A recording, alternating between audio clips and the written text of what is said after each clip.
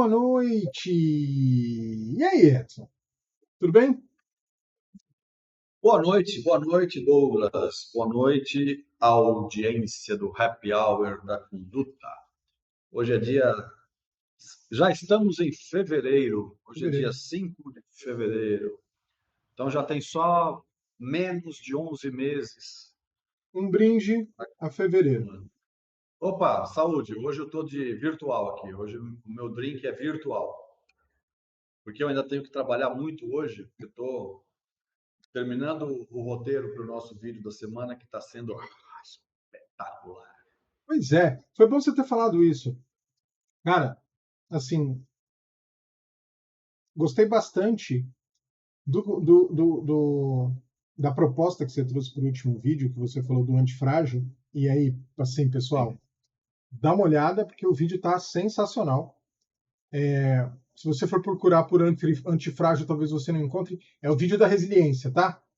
É o vídeo que a gente está falando de resiliência ali. E, cara, tá muito legal. E aí, eu parei para refletir, né? Porque essa parada de antifrágil, o Nassim Taleb, que foi o cara que escreveu o livro, eu ouço isso tem mais ou menos uns 7 anos. Talvez ele tenha escrito o livro há uns 10, 11, 12 no máximo. Né? É um livro que foi traduzido para o português. E aí, eu comecei a prestar atenção. E aí eu falei, cara, eu vou guardar isso para a gente conversar no happy hour, né? Cara, isso tá na história da humanidade há trocentos anos, só que com nomes diferentes. Inclusive, tem até como dar um exemplo disso, né? Eu vou falar um pouquinho e depois eu vou dar o exemplo. Mas você já ouviu falar na jornada do herói?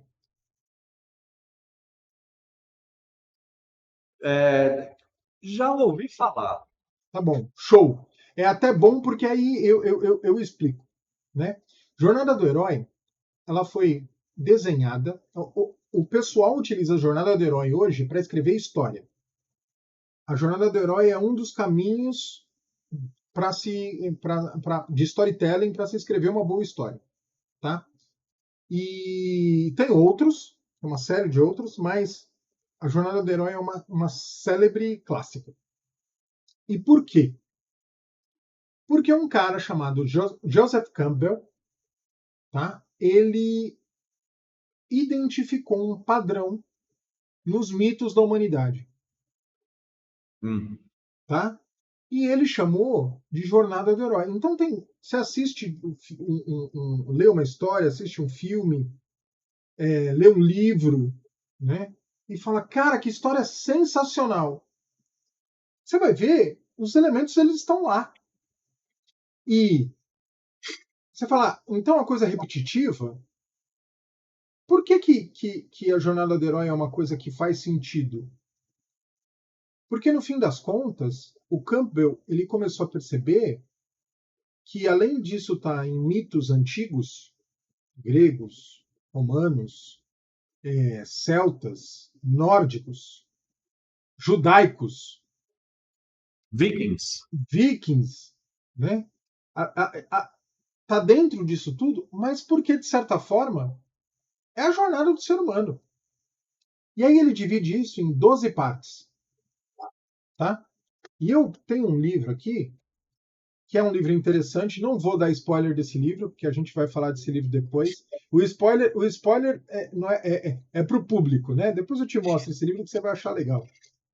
E, cara, aqui nesse livro ele fala das 12 fases. E a história da jornada do herói, ela se baseia no seguinte: primeiro, o herói escuta o chamado. Ele não é herói ainda. Ele é só, né, uma pessoa. Ele escuta o chamado. Depois ele recusa o chamado. Depois que ele recusa o chamado, olha, deixa o merchan. Ele se encontra com o mentor. E depois que ele se encontra com o mentor, ele atravessa o portal, que é o começo da aventura. Então, essa fase inicial é uma preparatória. Depois ele atravessa o portal.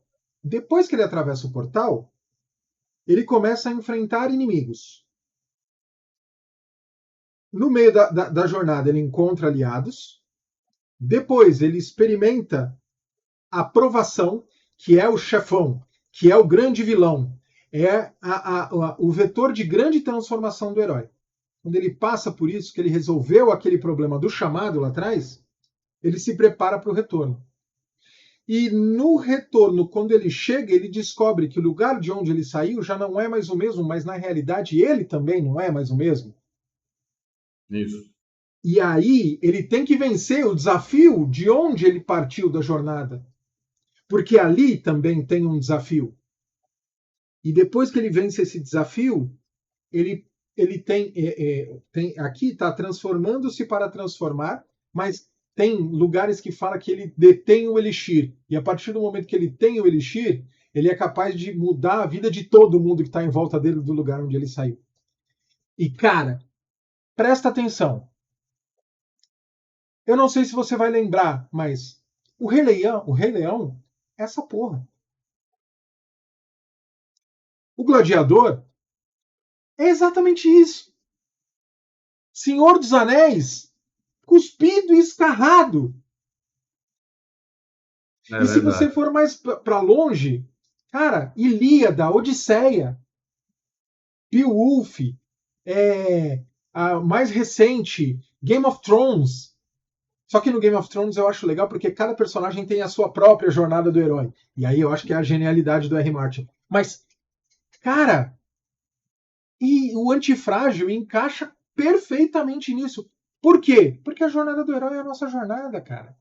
E aqui, nesse livro que eu tenho em mãos, que eu li, e um dia a gente vai falar sobre ele entre nós, para depois a gente transformar em conteúdo, sabendo a jornada do herói, o livro te provoca a você a refletir em qual momento você está da sua jornada do herói. Né? Então é isso. Acho que Você dá pra- fez tanto você, sentido para mim que eu falei, cara, eu acho que a gente vai dar um papo muito legal se a gente falar disso. você falou alguns exemplos aí de filme, né? De série, filme, tudo mais tal, e aí você me fez lembrar de um que eu acho que é o mais velho de todos esses que você falou, que não sei se você já assistiu, porque a gente nunca conversou a respeito dele, Hum? me lembra pelo menos, chamado Ben-Hur. Bem o Charlton Heston naquelas corridas de biga, sensacional. Ben-Hur, Ben-Hur. Fizeram um Ó, novo, cara, mas não se compara, cara. não, o novo eu não vi em honra do velho. Eu não vi o novo ainda para honrar o velho só, porque eu já assisti o Uhum. velho umas 10 vezes e não me canso de assistir, porque é um dos melhores filmes que eu já vi na minha vida, por vários motivos, né? E talvez um dos motivos que eu talvez nunca tivesse prestado tanta atenção assim é nesse conceito que a gente está começando a falar agora da antifragilidade. Uhum. Porque no começo do filme, até o primeiro terço do filme, o Ben-Hur, ele praticamente sucumbe, frágil,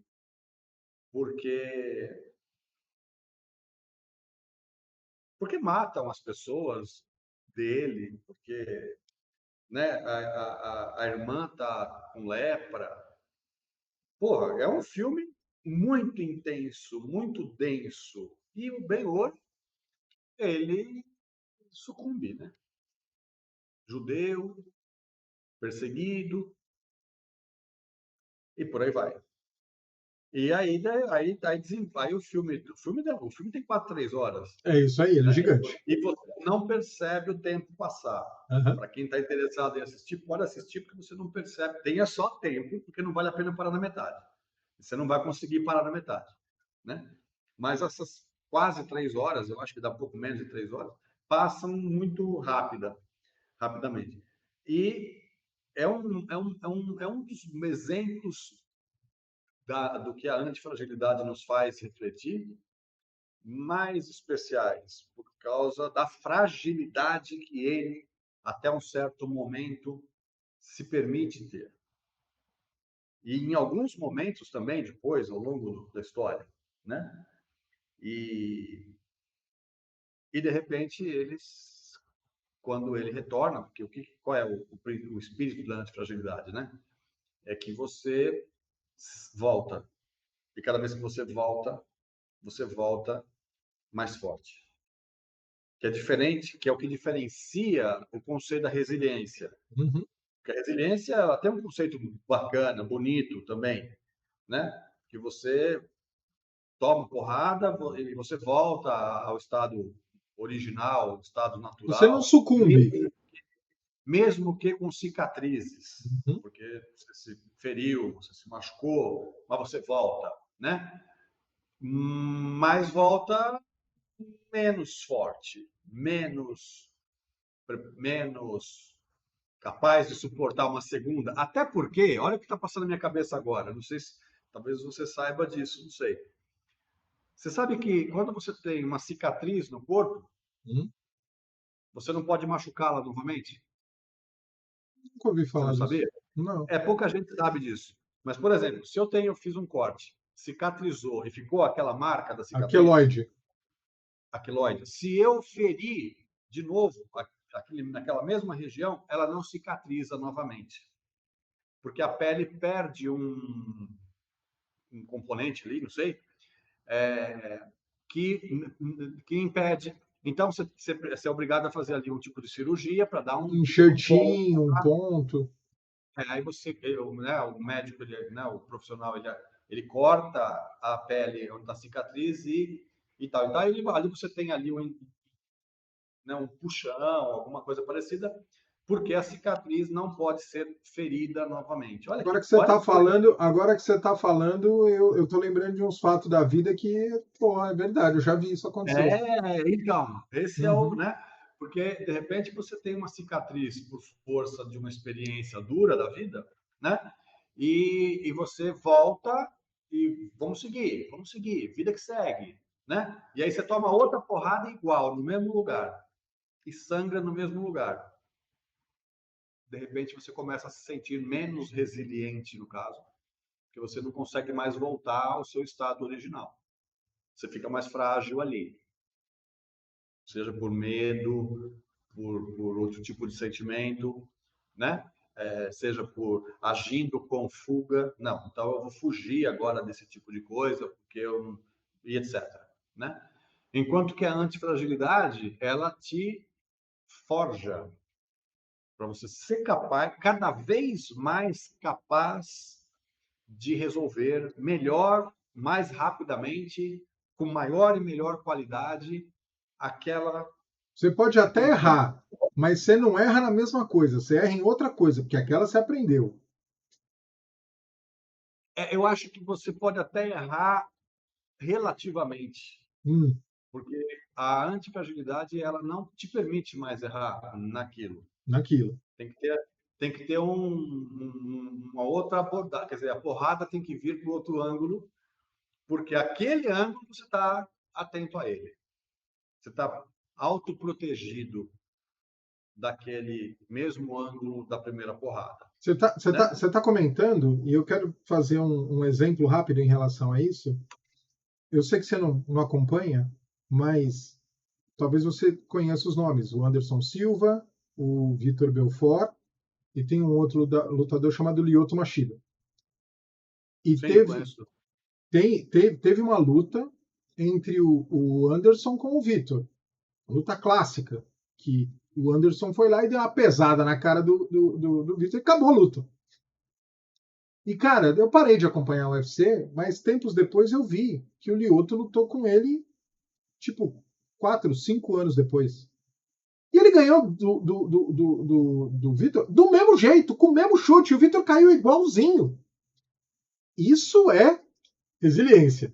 O Vitor caiu na primeira, levantou, foi lutar de novo, tomou o mesmo golpe, perdeu do mesmo jeito. Dentro do que a gente está conversando, certo? Médio, Hum. porque ele tomou o mesmo golpe de um outro pé, de um outro cara. Sim, de um Então, outro cara. olha que legal, olha que legal. Hum. Ele talvez tivesse aprendido a fugir daquele golpe se ele estivesse diante do mesmo adversário. Hum. Que ele sabe que aquele adversário tem aquele golpe, tem aquela capacidade e etc. Tem, pode até ter melhorado. Mas aí ele encontrou um outro lutador, no caso, um outro adversário, no caso, e talvez ele não tenha ligado as coisas, né? Ele falou assim, tudo bem que é a mesma luta, que é o mesmo estilo, né? Mas é outro adversário e ele desconectou ou ele não conectou, né? Então, então não é exatamente aquele conceito tradicional Uhum. de repetir, cair no mesmo erro. Porque ele caiu no mesmo golpe, mas originado por uma outra fonte, né? Então, essas leituras que a gente agora, a partir do último vídeo, e agora que a gente está estudando, que a gente está buscando levar para a audiência da conduta, é essa riqueza de detalhe, porque é muito profunda, Uhum. né? É, o mesmo erro, ele pressupõe uma série de coisas e a gente precisa estar atento. E quanto mais atento a gente está, mais autoprotegido a gente é por causa de uma experiência. Então, por exemplo, se eu vivi um acidente de carro dirigindo numa estrada vicinal, uma estrada de uma secundária, onde não tem um trânsito muito grande e tudo mais, tal, e talvez o marasmo daquela estrada me fez relaxar a ponto de dar uma cochilada, perdi o controle e bati o carro, né? Eu, sei lá, saí da pista, bati na árvore, eu não sei, né? Mas sobrevivi. E aí, de repente, eu tô na mesma estrada, só que eu estou à noite. Outra É experiência. diferente, Uhum. né? É diferente. O sono vem por outro motivo, né? A gente, então a atenção, ela tem que dizer, porra, eu já tive um problema nessa estrada mas em que situação? Em tal situação. O cenário era esse daqui. Então se eu usar todas as minhas habilidades e etc, etc, eu vou falar assim, peraí, mas agora eu estou de noite. Bom, e daí? Que diferença faz? Eu posso dormir da mesma forma. Então, eu tenho também que ligar a atenção. Aquela experiência precisa ser rica além dela própria. Uhum. Mais ou menos isso, né? Então, se eu consigo enriquecer a experiência com outras possibilidades lógicas, viáveis, factíveis e tal, eu aí sim sou cada vez mais antifrágil. Tá, mas aí então depende da minha interpretação do que está acontecendo. Os fatos por si só não Eu acho sempre, resolvem. não, acho que não. Acho que sim, depende sempre da nossa capacidade. O que você está falando agora é uma coisa extremamente profunda, né? Uhum. Porque qual é a nossa capacidade de interpretação das coisas, sobre as coisas? Né? Eu estava discutindo isso ontem de manhã numa palestra que eu estava tendo convidado a participar aqui de um bate-papo virtual com umas pessoas que eu não conhecia. E foi uma grata surpresa algumas coisas, alguns projetos que eu conheci, que depois eu até preciso te atualizar disso. Uhum. E a gente falou um pouco disso, né? Nós vivemos hoje numa sociedade em função de da gente ter uma escola vencida, método de educação no Brasil é vencido, né? Onde o professor é obrigado a cumprir uma grade, né? Matérias sendo dadas da mesma forma de que há décadas atrás e independentemente de qualquer coisa e etc, etc, que somado ao novo modelo equivocado, mas verdadeiro, nas famílias, onde a maioria das crianças não tem mais a presença do pai e da mãe, tanto quanto tínhamos antigamente, porque está todo mundo trabalhando fora, e as crianças ou ficam sozinhas, ou ficam em creche, ou ficam na escolinha, enfim, mas não tem mais a presença dos pais tanto tempo, e etc, etc. Então, somando todos os senões disso tudo, a gente está tendo o que os indicadores estão mostrando, uma capacidade de interpretação, de leitura, de absorção das coisas pelas crianças e pelos adolescentes muito aquém do que já foi. Muito aquém, muito pouco. Eles entram na fase da juventude, chegam no nível universitário, na faculdade, tudo mais, sem saber, basicamente, interpretar um texto. Né? Escrever, então, muito menos. Escrever, então, muito menos. Né? Então, olha, a pessoa não tem nem criatividade para criar um texto. A tal da prova da redação, a tal da redação no Enem e nos vestibulares, né? É prova disso. Então, interprete o texto. As pessoas têm cada vez menos capacidade para isso. E o que significa isso? Significa que as pessoas não têm opinião própria. Opinião própria. Se você faz uma pergunta para a pessoa, ela até tem uma opinião copiada de alguém. Ah, porque alguém falou, eu concordo com alguém, então eu repito. E diz embaixo, minha opinião. Aí você pergunta, por que você tem essa opinião? Baseado em que você tem essa opinião? A pessoa parou. Porque aí ela vai dizer, não, é que na verdade não é minha. É a opinião do fulano. O fulano falou, eu concordo com ele. Então, isso não é exatamente uma opinião, muito menos própria. Uhum. E aí a nossa capacidade, ou a capacidade social de verdade agregar uma interpretação mais rica, mais profunda, diferente da do outro, diferente da do outro, para que um grupo de pessoas formem uma outra opinião, somando opiniões, né, que seria uma coisa fantástica. Infelizmente, hoje a gente vê cada vez menos. Né? Então, as, não é só as pessoas que estão menos, menos robustas, né? Menos frágeis. Elas estão cada vez mais frágeis, porque elas não têm opinião própria, porque elas não têm capacidade de interpretação.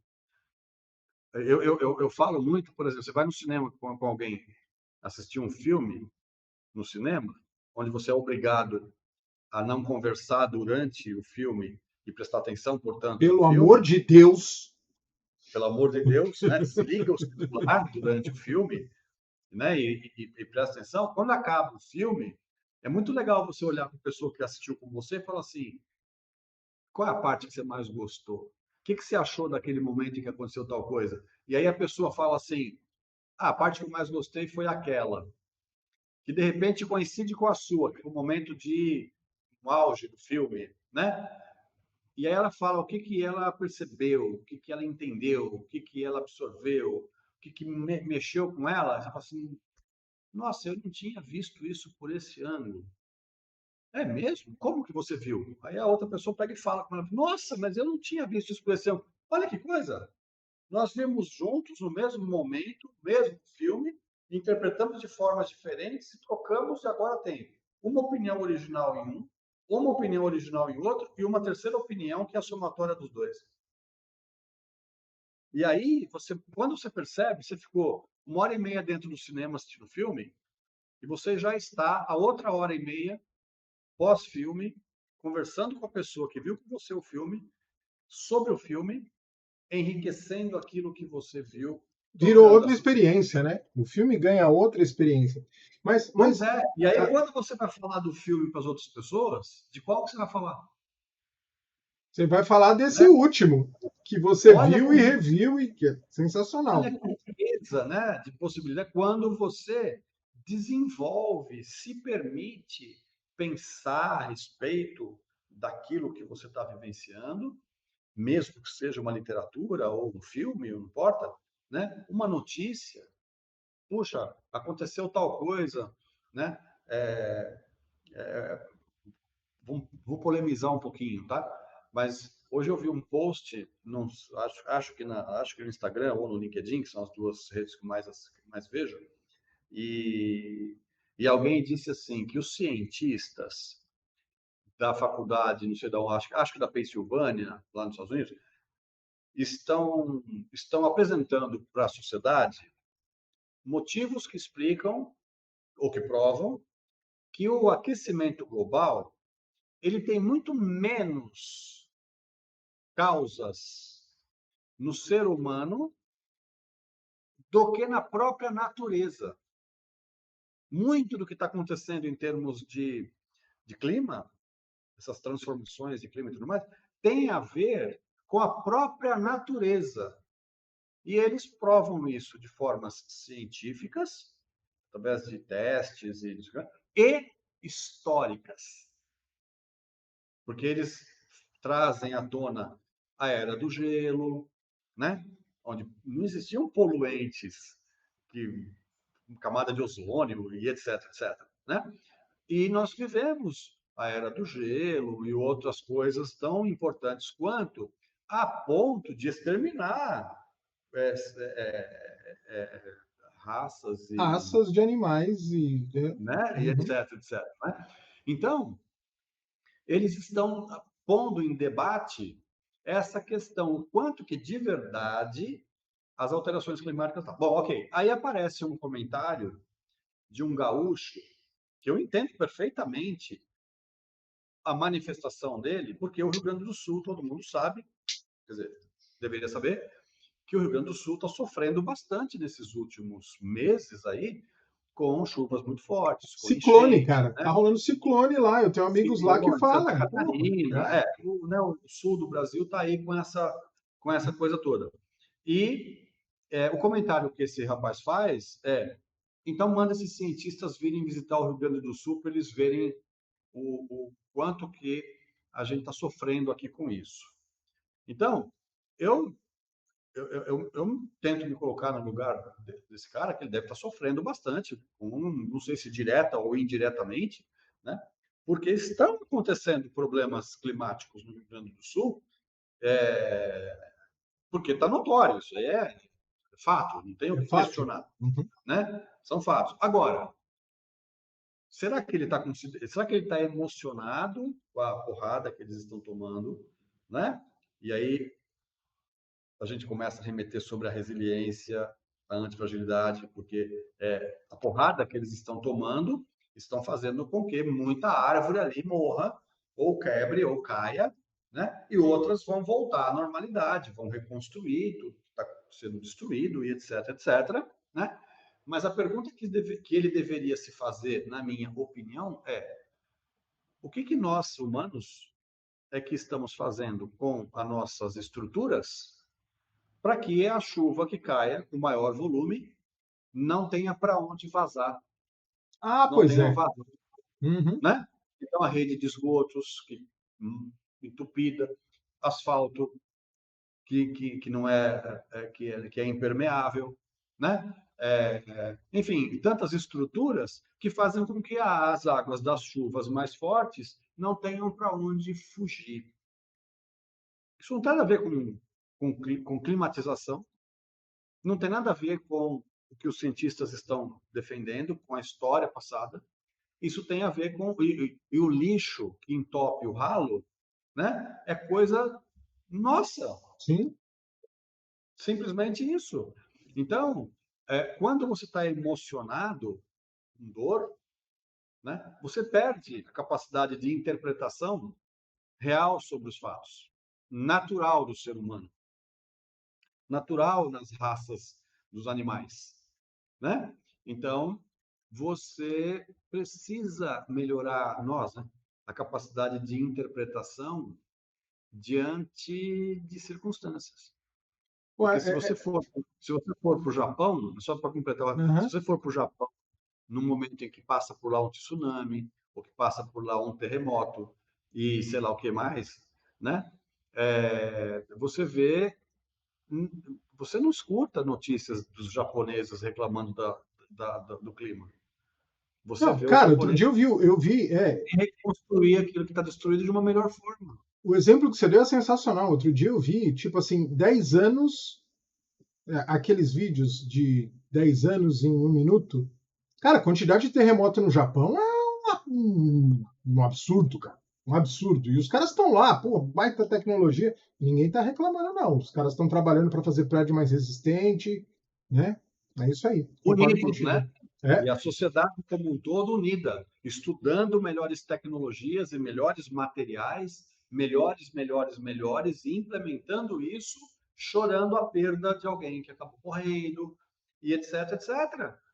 Né? Então, não, mas ó, uma coisa que eu queria comentar em cima disso que você está falando, e voltando um pouquinho para a jornada do herói, tem a fase ali do mentor. E tudo isso que você está falando, quando vem o chamado, quando vem a negação e aparece o mentor, e aí eu vou lembrar de uma outra história. Você lembrou do Ben-Hur? Vou lembrar de uma outra que não é do meu tempo, mas o Pinóquio. Quem é o mentor do Pinóquio? Que é a como chama? consciência dele que a fada azul vai lá e faz, ó, esse aqui é. Isso, Você farinha lembra? azul. Não, mas a fada azul, ela não é a mentora. O mentor é o grilo falante, É verdade, é que verdade, acompanha ele na história. é verdade, é verdade. Né? Ele, por ser de madeira, ele não tem a consciência. Então o grilo falante acompanha ele a história inteira e vai. E a capacidade de interpretação dele, no fim das contas, o aprendizado é dele. Quando tentam enganar ele e tal, mas o grilo tá sempre para ele, cara, para com isso, cara, você tá fazendo bobagem, você vai cair nessa. Poxa vida, e se esconde, às vezes se esconde na gaveta, tá, mas o grilo tá sempre ali. Será que o que não tá faltando pra gente ser mais resiliente, é o nosso grilo falante? Olha, vamos lá. O grilo falante é Vai uma falando que eu vou pessoa. encher meu copo aqui, ó. Vai encher, vai encher. O grilo falante, ele é uma personagem que está ao lado do, né? Ele é outro personagem. Ele agrega valor, Uhum. né? Então hoje, quando a gente percebe que o pai e a mãe não estão mais tão perto dos filhos, né? Significa que o pai e a mãe é o grilo falante que deveria estar perto do filho, e não está. Então o filho que não tem consciência das coisas, que está chegando agora, está formando consciência naquilo que ele tem acesso. E vai existir um grilo. Qual é o grilo que a gente está Vai disponibilizando? existir, vai existir um, vai existir um grilo, e a consequência é essa, que é sei lá quem. E quando de repente não existir um grilo, porque essa criança está tendo uma infância, primeira infância, segunda, muito isolada, porque não tem, fica presa em casa enquanto mamãe vai trabalhar, papai vai trabalhar, ou quando tem pai, né? Porque às vezes não tem nem o pai presente, enfim, né? E tal. Às vezes a criança fica, conheço muitas histórias de gente que conheci adulta e que me relatou em entrevistas, em feedbacks nas empresas, que teve uma infância sozinha, literalmente. E o que é pior, criança de 7, 8 anos, sozinha em casa, tomando conta do irmãozinho recém-nascido, bebê, criança pequena, menor que ele, 1, 2, 3 aninhos. Uma criança de 3 anos, que quem tomava conta dela dentro de casa, fechado, era o irmão de 7, 8.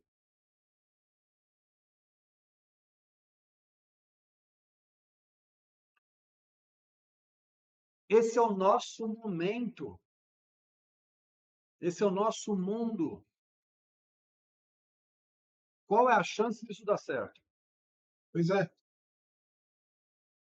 Quando eu conheci um caso como esse que eu acabei de contar, dentro de uma empresa, foi numa situação muito feliz. Porque foi uma grande surpresa para a gente, aquela jovem, que já era uma jovem, trabalhando para nós na empresa, por causa de uma situação específica, nos deu uma opinião. E aí nós perguntamos, por que, de onde veio essa sua opinião? Baseada em que você está dando essa opinião? Ela disse, na minha história. E qual é a sua história? A minha história é essa. Eu, quando tinha 7, 8 anos de idade, era eu que tomava conta da minha irmãzinha, porque a minha mãe ia trabalhar. Eu não tinha pai, e a minha mãe ia trabalhar, e ela fechava a porta e a gente ficava preso dentro do barraco, porque chama, para quem não sabe, pelo menos antigamente, as casas de madeira nas favelas, nas comunidades, que se chamava favela, era chamado barraco. E imagina um input desse para mim. Eu vou querer saber tudo que eu puder saber. E ela contava com maioridade, com, sabe, desenvoltura sobre a experiência que ela teve de se sentir importante, útil, Responsável. responsável e etc., com 8 anos de idade. Agora, quantos casos são assim? Quantos garotos de 5, 6 anos no Rio de Janeiro não são alvo de matérias jornalísticas por portarem armas de fogo, chamada fuzil? Não é um revolvinho, não. 6 anos de idade. Então, para a gente começar a discutir sobre climatização, sobre puta, capacidade que tem disso, daquilo, etc., etc., a gente tem que parar um pouquinho, dar uns bons passos para trás, para falar, bom, o que nós temos que corrigir na nossa base? Né? Porque o mentor, ele pode ser qualquer um que já tenha tido uma experiência. Só que hoje, se você procurar mentor na internet, que é uma grande fonte de tudo, né? Você vai encontrar pessoas que não têm experiência em nada na vida, vendendo caro a sua hora, prometendo milagres, né? Milagre, vários tipos de milagre, né? Só que nenhum mostra de verdade como, né? Os meus alunos, aproveite o desconto de R$ 2.000 por conta da promoção que nossa, eu sou tão bonzinho, eu tô cobrando 12, mas até se você fechar comigo até amanhã, eu te dou R$ 2.000 de desconto. Aí a pessoa escuta, ele me dá R$ 2.000 de desconto. Nossa, que bonzinho que ele está me dando R$ 2.000. Não, você que está dando para ele 10, 10. Uhum. sabe? E ele que está dizendo que custa 12. Custa, mas quanto vale? E o pior é que você só Ah, consegue mas avaliar eu depois, né? acredito, Uhum. mas eu acredito nele. Não, eu não estou dizendo sobre crença, eu estou dizendo sobre fato. Me apresenta um que tenha feito, tido o aprendizado, desenvolvido alguma coisa e tendo feito, transformado aquilo em dinheiro, em resultado e etc. Efetuar, garantir, realizar a promessa, né? Uhum. Pois é, né? Então, quanto mais a gente vê hoje o tempo passar, mais a gente vê as pessoas menos críticas com relação à escola, escolaridade, qualidade do ensino, apoiando professores, apoiando a estrutura educacional para modernizá-la, né? Nas empresas, muita gente não gosta do que eu falo quando eu falo isso, mas eu acho que eu não estou mentindo. Até agora nunca ninguém me desmentiu, mas todas as áreas das empresas, ao longo das últimas 4, 5 décadas, que de uma certa forma eu até acompanho, todas as áreas recebem investimento em todos os níveis, menos RH.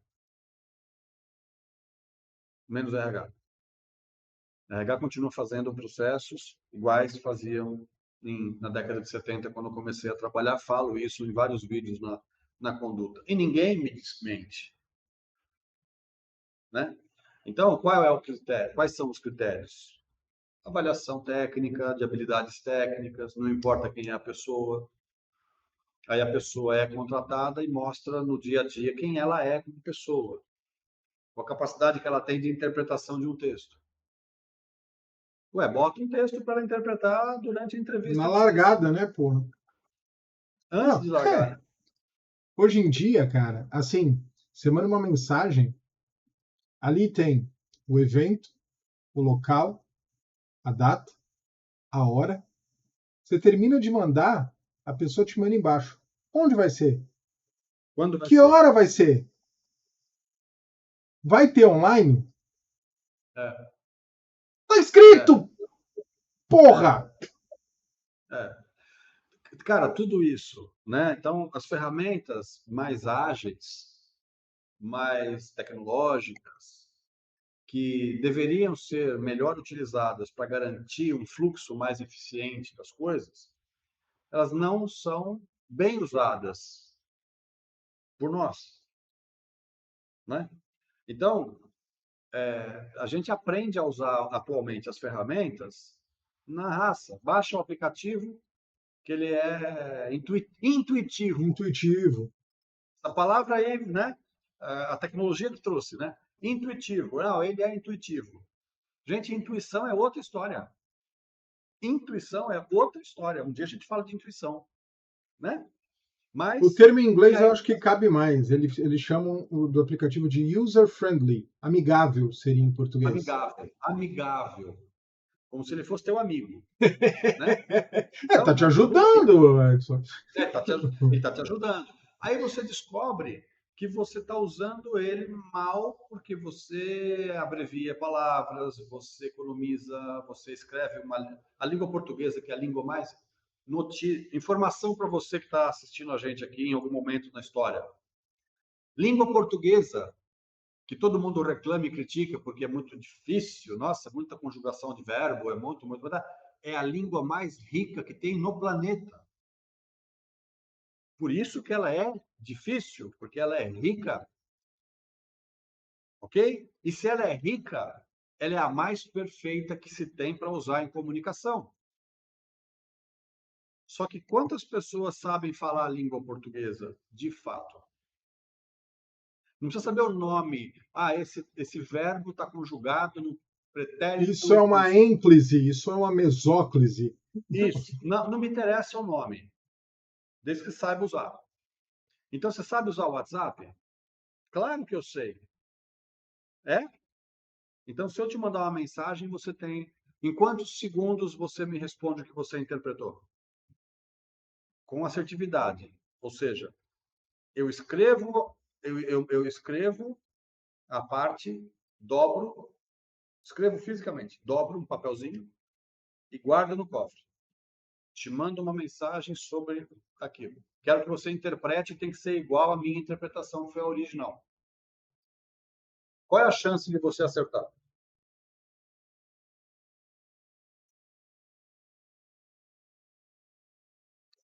Hoje, a língua portuguesa que a gente usa nas tecnologias, na maior parte dos e-mails, porque se o e-mail não for um e-mail formal, é um linguajar que lembra a língua portuguesa.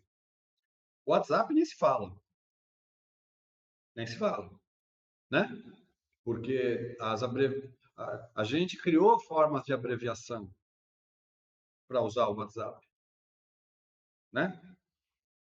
Que me perdoem quem não concorda comigo, mas a minha opinião é assim: essa papagaiada que a gente faz com relação ao pronome, que agora é assunto, né? Como quem diz assim, você não tem o que falar, está criando assunto, né? Desde quando o pronome interferiu na evolução da humanidade para agora virar assunto?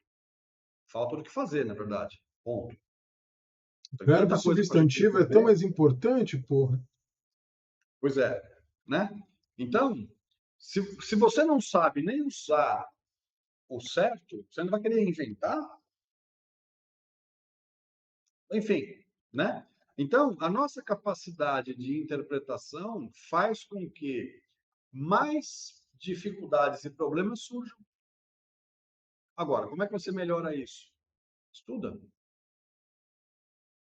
conversa, escuta. Lê. Cara, mas o brasileiro tem fama de não gostar de ler. Para a gente chegar nisso, eu costumo dizer assim, tem uma etapa antes de gostar de ler, que é gostar de escutar.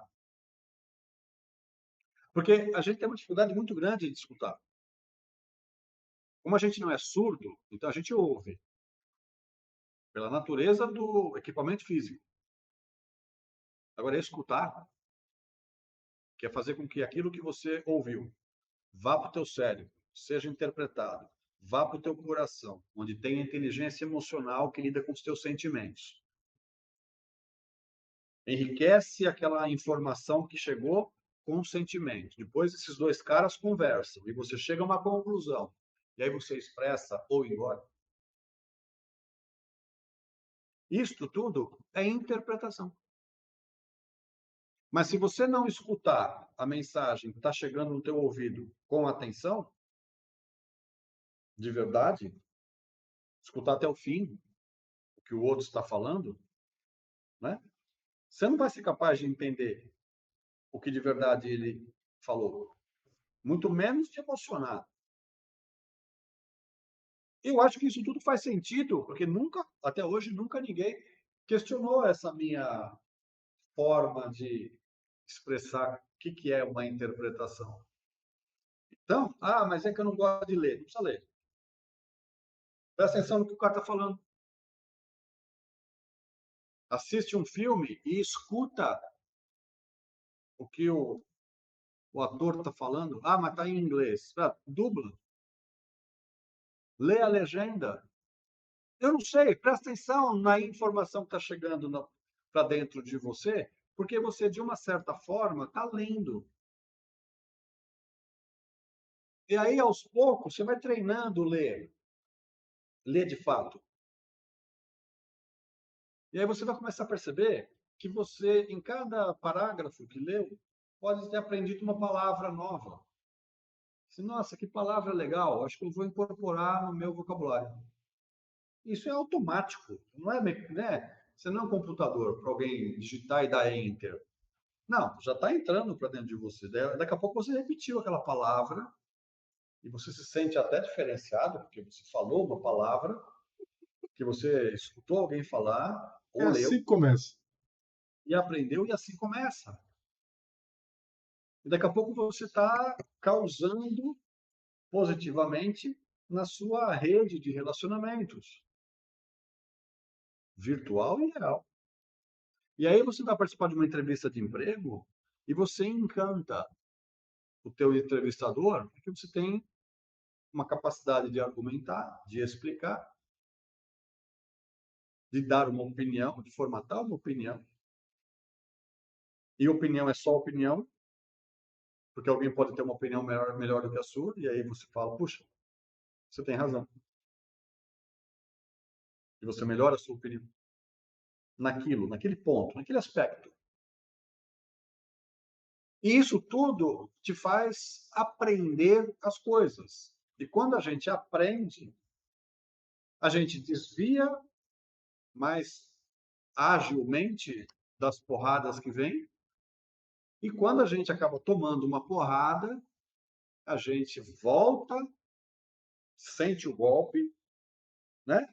É como o autor lá da antifragilidade, ele dá esse exemplo.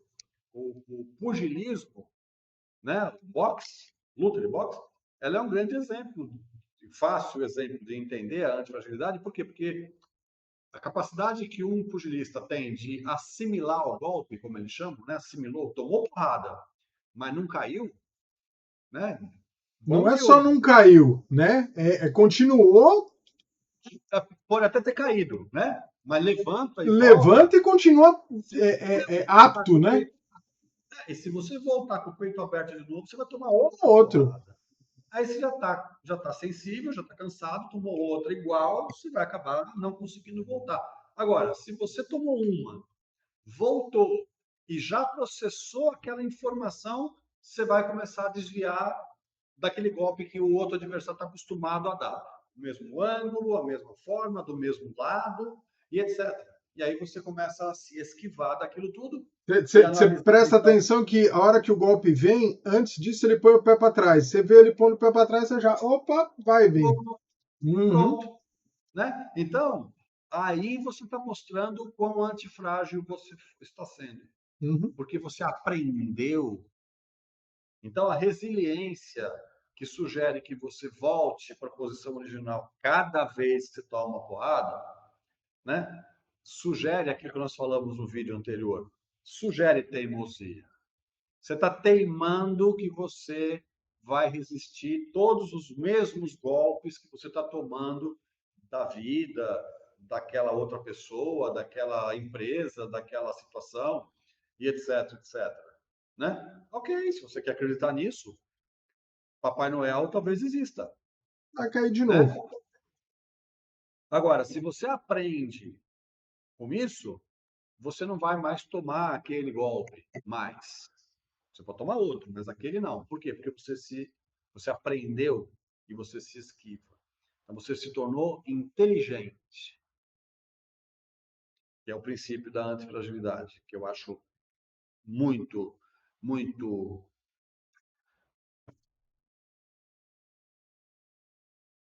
muito adequado, muito propício, muito verdadeiro, né? Porque até então resiliência, nossa, resiliente, o cara voltou, né? Tá aí de novo, envergou, mas não Você caiu. tem que ser mais resiliente, Edson. Você tem que, né? Exatamente, né? Uhum. E tá tomando porrada, tá tomando porrada, tá tomando porrada, cicatriz em cima de cicatriz.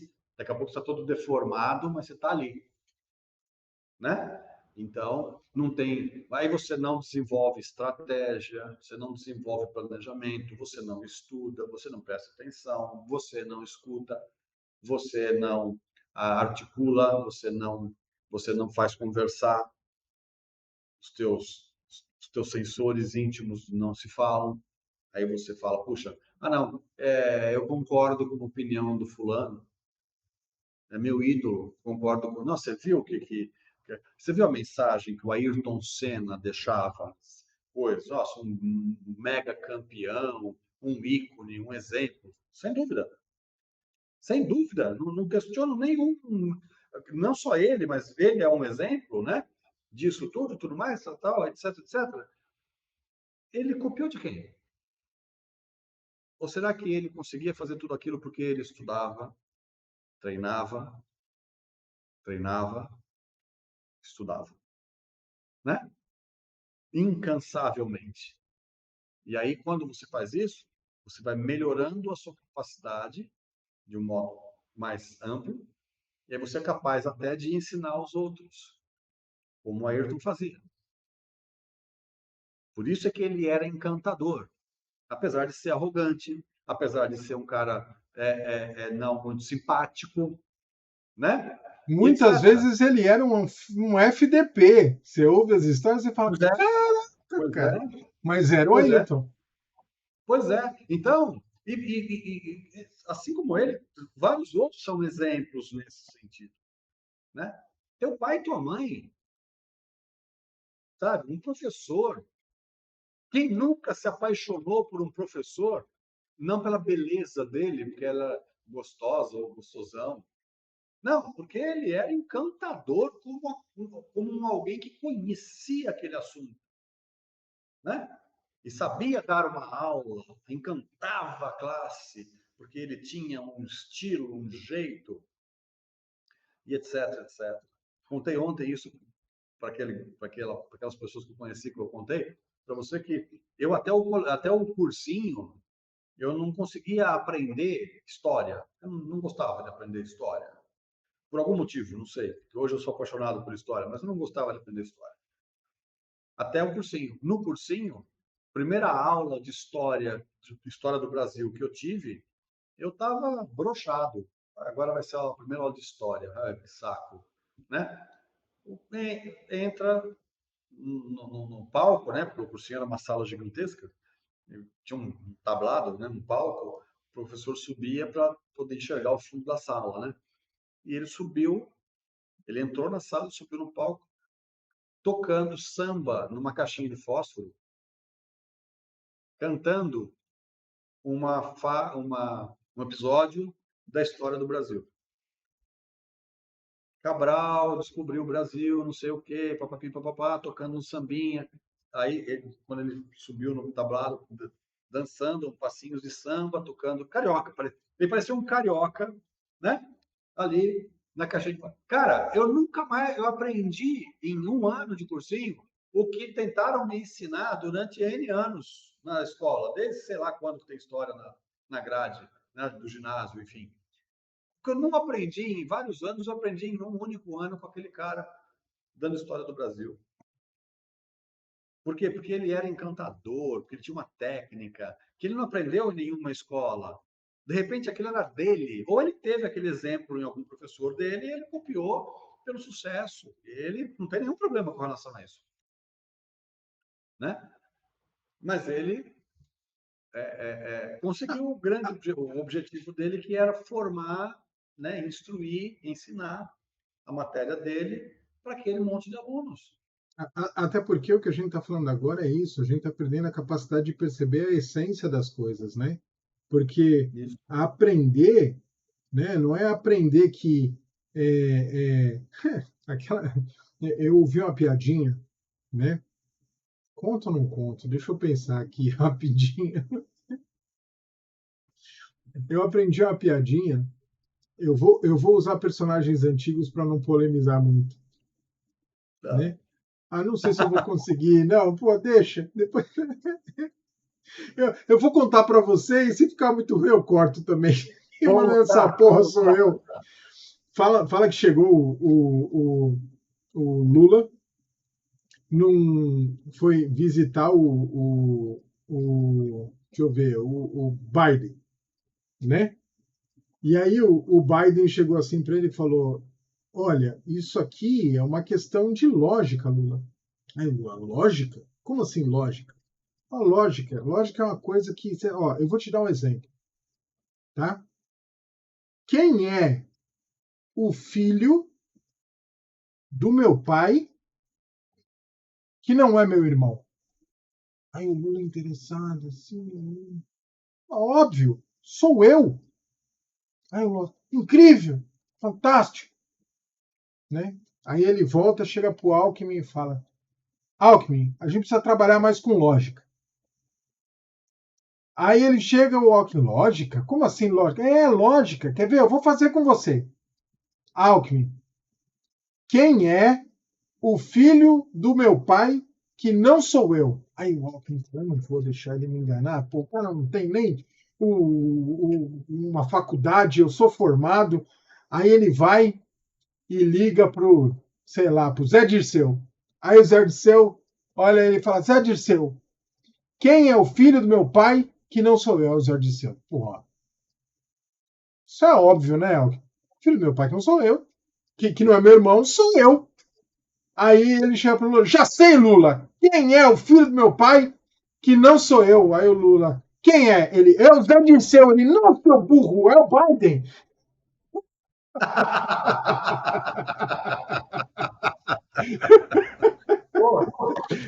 Tão nítido, porra. Lógico, é uma questão de lógica. Mas infelizmente, né, com toda a sua preocupação com relação à piadinha, infelizmente, todos nós sabemos que coisas assim não são piada Uhum. na atual fase que nós estamos vivendo, não só no Brasil, né? Em muitos lugares do mundo, né? E a gente só sai dessa se for para melhor, né? Porque para piorar não consegue, é impossível piorar, né? Mas a gente só sai dessa se a gente estudar mais, né? Se preparar melhor, se a gente treinar relacionamento, se a gente aprender a fazer política, né? Que é uma arte belíssima, né?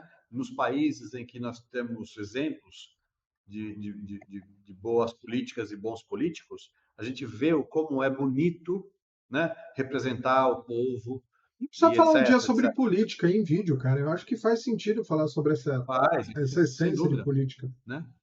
Eu acho que só que para isso chegar vai demorar bastante ainda. Por quê? Porque precisa ter gente preparada para E e disposta o para. restante, e o restante das pessoas desejando isso, né? Mas o que nós vemos, a maioria nem sabe o que é.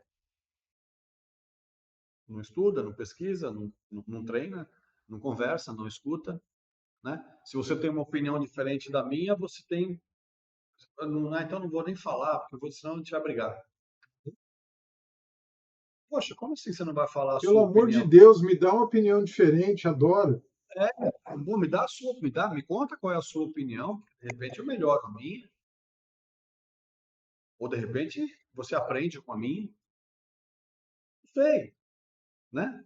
Mas a gente está ainda bastante longe disso. E cheio de dedos, né? Como diria minha avó, né? Cheio de dedos. Porque, não, se eu falar, pode ser que, não sei o quê. Infelizmente esse é o momento que a gente vive socialmente, nas empresas, até nas famílias, né? E, e pela, né, o nosso propósito na conduta, que é falar da felicidade, especialmente nos ambientes corporativos, né, dentro do seu mundo profissional, suas relações com as outras pessoas, né? Porque uma coisa é você estar dentro do contexto familiar, a outra coisa é você escolher a empresa onde você vai trabalhar, onde você vai ter que se relacionar com pessoas que não são da sua família, né? São estranhas, tiveram uma história que você nem conhece, né? E aí você percebe que você faz um montão de julgamentos sobre as pessoas pela roupa que ela veste, pela time que ela torce, pela cor do cabelo que ela usa, porque antigamente cabelo era mais as cores naturais, que depois ganhavam, vou, né, ficar loira, né? As mulheres ficavam quando muito loiras e tudo mais, depois ruivas, né? Hoje, não, hoje você tem cabelo de tudo quanto é tipo, tudo quanto é cor, né? Ótimo, problema nenhum. Só que as pessoas julgam essas pessoas porque a pessoa pintou o cabelo, né? E faz um julgamento definitivo. Não vou te contratar porque está com o cabelo azul. E é uma pessoa tecnicamente muito bem preparada e uma pessoa humana incrível. Só que ela gosta de cabelo azul. Aí você prefere contratar uma outra pessoa que você nem sabe onde mora, como eu falei no antepenúltimo vídeo. Você contrata uma pessoa que você não sabe nem onde ela mora, e aí no primeiro dia de chuva a pessoa não vai trabalhar porque ela mora num lugar em que não tem condição de andar quando chove muito,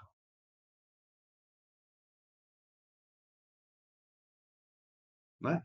Então, que força que tem isso, né? A resiliência da empresa. Se a gente pudesse viajar um pouco na maionese e falar assim, bom, quanto que essa empresa suporta tomar tanta porrada do mesmo jeito? Você viajar muito Contratar na tanto, maionese, não, cara. Eu acho que tem tudo a ver. Resiliência porque e antifragilidade tem a ver com a empresa. contrata o funcionário, os funcionários do mesmo jeito e está errando. Não está dando certo, mas continua fazendo igual. Não está dando certo, está errando. Está pagando, está custando. Não chega. Cadê esse profissional? A culpa é da geração. Essa geração é que é muito isso, é muito aquilo, é muito aquele outro, e etc, etc. Você procura um culpado sempre no outro, né? Você não tem responsabilidade nenhuma, você é uma vítima, não é? E aí você sugere algumas coisas, e pensa assim, não, não, não, não, não, não funciona. Edson, onde já se viu não usar currículo no processo de recrutamento e seleção? Aí não adianta nada eu dizer, mas eu não uso há 30 anos que eu contrato pessoas, ensino a contratar e não uso o currículo. A pessoa não escutou. A pessoa nem pergunta como é que é, porque ela nem escutou o que eu falei. Quando eu disse que eu não use currículos, tem outras fórmulas, ela, por não concordar, ela travou o ouvido de escutar. Não o ouvido físico que isso que ouve. Ouvir, ela vai continuar ouvindo, mas ela não escutou. E aí, como ela não escutou, ela não processou e então me conta, como é que você faz essa mágica? Ela não quer nem saber que eu faço isso há 30 anos. Mas mágico não conta segredo, não é, Edson?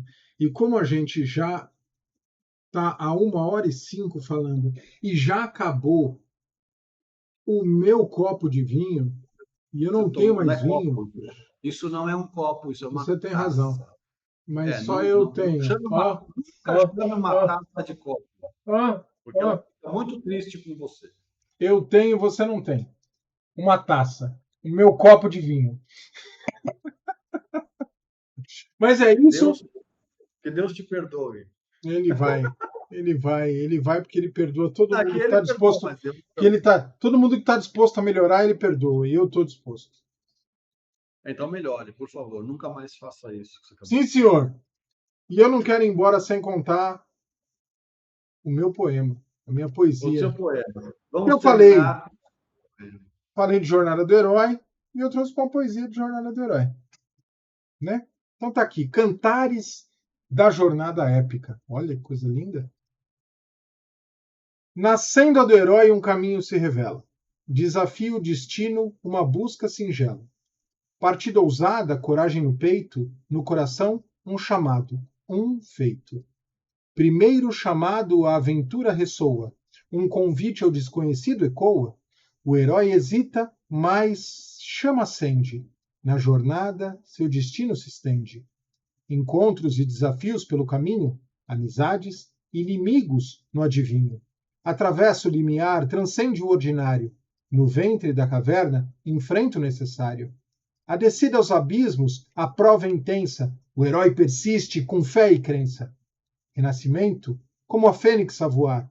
Na jornada, o herói se faz encontrar. Com sabedoria e conhecimento adquiridos, o retorno à casa, ao lar escolhido. Transformado e elevado, o herói retorna. Uma jornada completa, uma história que entorna.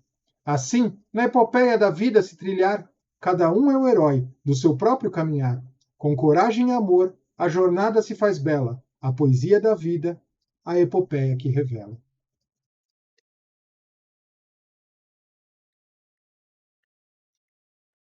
Obrigado, parabéns. Muito linda, muito importante, muito significativa, representativa.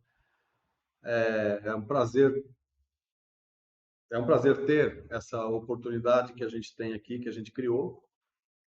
E tomara que esse vídeo fique no ar para a eternidade e que um dia alguém possa assistir daqui a alguns anos. Assim, nossa, esses caras estão vivos ainda? Afinal, já se passaram 50 anos, torcendo para que a gente ainda esteja vivo, porque a gente está fazendo história. Uhum. Agora, a partir de agora, sem muita preocupação com a resiliência. Eu não quero ser resiliente. Eu quero ser cada vez mais antifrágil. Porque a gente já foi desde há muito tempo. A gente é desde há muito tempo, mas a gente não sabia. Uhum. Não é novidade. A gente só não sabia. Então, agora, a palavra de ordem é antifragilidade. Aprendamos. E teu dito. Valeu. Bom descanso, meu amigo.